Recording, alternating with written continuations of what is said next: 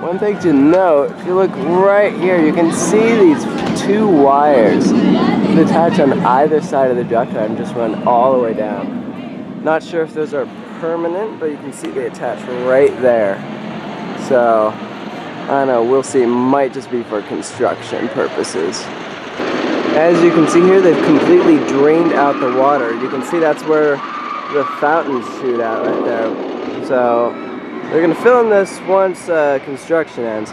But also, if you look right here, this is going to be our new queue line. This is from Timber Tower. You can still see these have tons of the theming left over from it. So we got this is going to be the ride operator booth over there.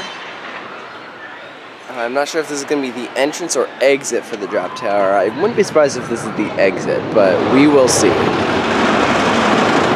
The drop tower is so tall it doesn't even fit in the frame. Look at this thing.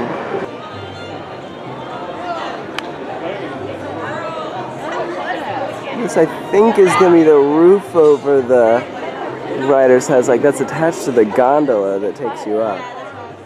It's kind of interesting.